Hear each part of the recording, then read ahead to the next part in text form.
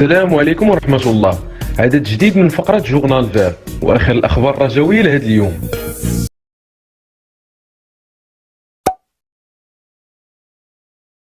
نبداو عدد مساء اليوم من جورنال فير بخبر عنوانه هذه هي الفرق التي هنأت الرجاء بمناسبة ذكرى التأسيس. وبمناسبة ذكرى تأسيس فريق الرجاء الرياضي رقم 72 اللي حلت اليوم 20 مارس، تقدمت مجموعة من الفرق الأفريقية والأوروبية بتهنئة خاصة للفريق الأخضر بهذه المناسبة. ومن بين الفرق اللي هنأت فريق الرجاء بحدود اللحظة الأهلي المصري، نواديبو الموريتاني، أولمبيك مارسيليا الفرنسي، اف سي قاديش، وريال بيتيس الإسباني. الرجاء الرياضي ينهي استعداداته للديربي بحصة صباحية، وانها فريق الرجاء الرياضي استعدادته للديربي صباح اليوم السبت. واجرى الفريق الاخضر اخر حصه تدريبيه ليه صباح اليوم بحضور جميع اللاعبين، اذ ركز من خلال المدرب جمال السلامي على وضع اخر اللمسات على المجموعه قبل مباراه المذكوره. وكان فريق الرجاء اجرى حصتين تدريبيتين فقط بعد عودته من زامبيا، الاولى خاضها صباح يوم امس الجمعه والثانيه اليوم السبت. وغتقام مباراه الديربي بين الرجاء والوداد غدا الاحد بدايه من الساعه 5 عصرا على ارضيه المركب الرياضي محمد الخامس الدار البيضاء لحساب الجوله العاشره من البطوله الوطنيه. كلاش خطير من الرجاء للوداد قبل الديربي. وفي تفاصيل الخبر، قامت الصفحه الرسميه لفريق الوداد بنشر صوره للاعب الرجاوي السابق بيتشو بقميص الفريق الاحمر، ورفقوه بكلمه طال انتظارونا، قبل ما ترد عليهم الصفحه الرسميه لفريق الرجاء على الفيسبوك بكلاش خطير كيتضمن صوره لتيفو كيجسد فرحه يوسف السفري ومحسن مشولي بالاضافه لصلاح الدين باصير باهدافهم بشباك الوداد، ومكتوب عليها احصائيات الديربي اللي كتعطي التفوق للفريق الاخضر. ورفقت الصفحه الرجاويه الصوره بتعليق طال الانتظار والارقام تأبى تغيير المسار، اشاره للهيمنه المتواصله لفريق الرجاء على نتائج الديربي. يشار ان فريق الرجاء الرياضي في البطوله الوطنيه كيتفوق على الوداد في 36 مباراه مقابل 30 للغريم. الرجاء هو الاكثر تسجيلا للاهداف ب 109 مقابل 96 للوداد. اكبر نتيجه في البطوله الوطنيه للرجاء بثلاثيه نظيفه، وفي كاس العرش بالنتيجه الرمضانيه 5-1 للنسور ايضا.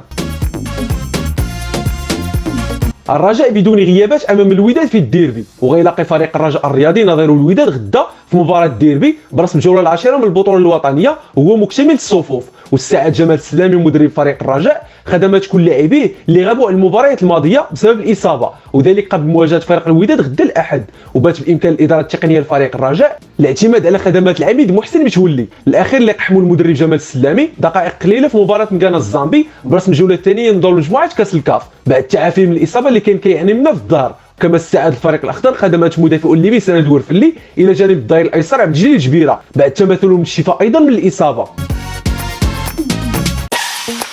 فريق فرنسي يتابع لاعبا رجاويا في الديربي، وكلفوا مسؤولي فريق مونبولييه الفرنسي مندوبين عليه لحضور مباراه الديربي اللي غتجمع الرجاء بمضيف الوداد غدا الاحد، وذلك لتتبع لاعب صفوف الفريق الاخضر واعداد تقرير مفصل عليه تمهيدا للتعاقد معه في حاله الاقتناع بمؤهلاته خلال الميركاتو المقبل.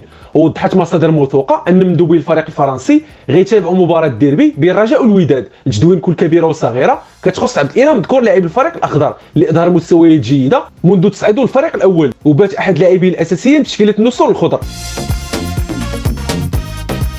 بقات ورد في زياره خاصه من العش الاخضر للسلامي، ونظمت جمعيه العش الاخضر زياره خاصه لمقر فريق الرجاء الرياضي بحيث قدموا اعضاء الجمعيه الرجاويه باقه من الورد جمال السلامي مدرب الفريق بتهنئته على الفوز في المباراه الاخيره امام غانا الزامبي بميدان هذا الاخير. كما كانت الزياره مناسبه ايضا لتاكيد دعم الجمعيه للمدرب الرجاوي بعد اللافته المخله بالادب اللي رفعتها جهه مجهوله ضده ولقات استنكار كبير من قبل الفعاليات الرجاويه. وجات زياره الجمعيه الرجاويه يوم واحد قبل المباراه القويه في الديربي ضد الغريم التقليدي من اجل تاكيد دعم اللاعبين وتحفيزهم على تحقيق نتيجه الفوز للحفاظ على صداره الدوري الاحترافي. وكتعتبر جمعيه العش الاخضر من الجمعيات المناهضه لشغب الملاعب، اذ نظمت اكثر من مبادره لدعوه لنبذ العنف بين فصائل الرجاء والوداد خاصه مع اقتراب مباراه الديربي اللي كتشهد اعمال شغب كثيره.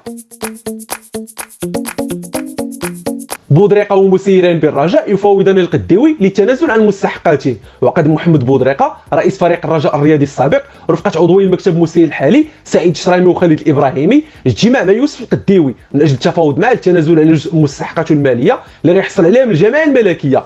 ووضحت مصادر رجاويه مسؤوله ان بودريقه كيحاول لعب دور الوساطه بين المكتب المسير والقديوي لايجاد حل توافقي على اعتبار انه كان وراء جلب القديوي للفريق الاخضر في فتره رئاسته، واستمع كل طرف في الاجتماع لوجهه نظر الثاني اذ ابدا القديوي استعداده للتنازل على جزء من مستحقاته بعد معرفه الطريقه اللي غتصرف بها الجميع المستحقات ديالو. وكان القديوي حصل على حكم من لجنه النزاعات بالحصول على مبلغ كيتقدر بازيد من 900 مليون سنتيم بعد فسخ عقده من جانب واحد.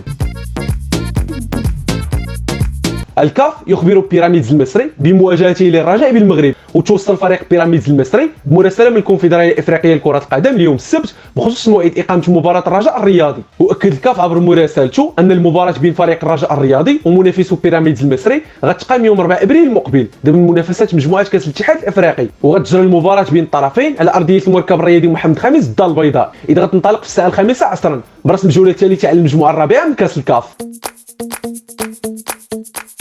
جريندو يتخذ اول قرار بعد توليه مهمته في الرجاء، وقرر عبد اللطيف جريندو مدير التكوين في فريق الرجاء الرياضي تقنين تدريب الفئات الصغرى باش تقتصر على اللاعبين اللي كيتوفروا على رخص من الجامعه الملكيه. ووضحت مصادر قريبه من فريق الرجاء ان جريندو تفاجئ بوجود عدد كبير من اللاعبين في الفئات الصغرى ما كيتوفروش على رخص اللعب وما كتربطهم اي وثيقه بالفريق الاخضر، كما ما كيتوفروش على تامين في حاله اصابتهم في التدريب. وطالب جريندو حسب مصادر خاصه من مدربين الفئات الصغرى مدوا بلوائح اللاعبين اللي كيشاركوا في مباريات البطوله الوطنيه والعصبه، مع تحديد لائحه اللاعبين اللي كيتوفروا على مستوى جيد واللي ما كيتوفروش على رخص اللاعب من اجل ايجاد حل يمكنهم من مواصله تدريبهم، فيما غيتم منع باقي اللاعبين من مواصله التدريب. كان هذا اخر خبر رجوي في عدد اليوم من جورنال فير، في امان الله، ونتلاقاو في اخبار رجوي جديده ان شاء الله.